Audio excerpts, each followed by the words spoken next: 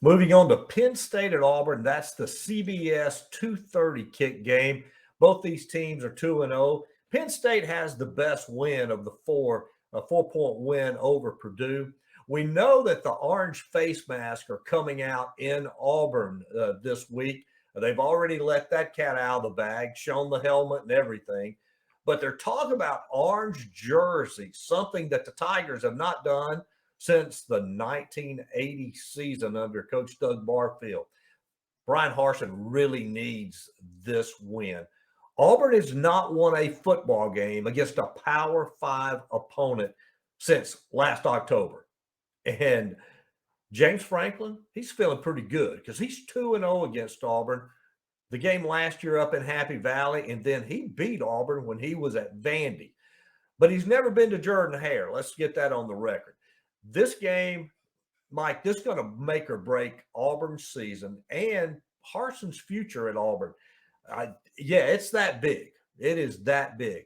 The atmosphere, though, last week, it was awful. San Jose State came to town. Jordan-Hare was like a tomb.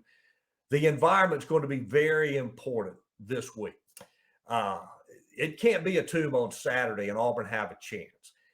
I say Auburn fans get fired up. Orange jerseys or no orange jerseys, I think Auburn gets the win over Penn State. Penn State comes in a road favorite. The total is 48. Penn State does not fare well as a road favorite. They've covered 4 of their last 13 in this situation when they're favored by 9.5 or less, which is single digits. Now, you mentioned Jordan-Hare. It's one of the toughest environments in all of college football.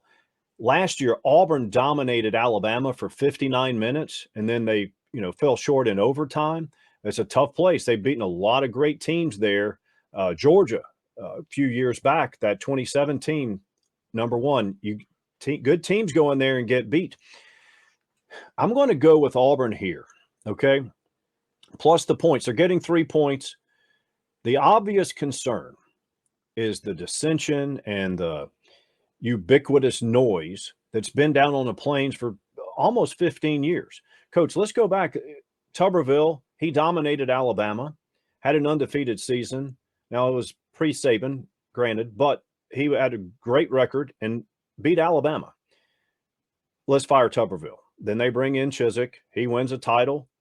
Well, let's fire Chizik. And then they bring in Chizik's OC, Gus Malzahn, and, he goes on to have a good record. I mean, Auburn's had the best record against Alabama of any other team in the conference, and that you have this perpetual negativity. The players are having to play through this.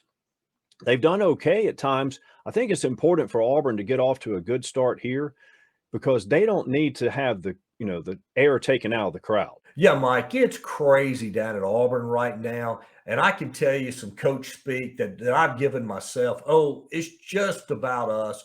We don't listen to what's said outside the building. We circle the wagons and we don't read the papers and we don't listen to the radio. That's a bunch of bull. I'm telling you, these players know that their head coach is being attacked from a lot of different angles and a lot of different places. They know that there's some people in power at Auburn that don't want Bryan Harsin to be the head coach there. They know that, but they're doing everything that they can to come together. And I think the players know the importance of this game. But as you said, sometimes that emotional, mental stress, it wears on you and it just wears you down. Yeah, and they've dealt with negative energy in the past and done okay.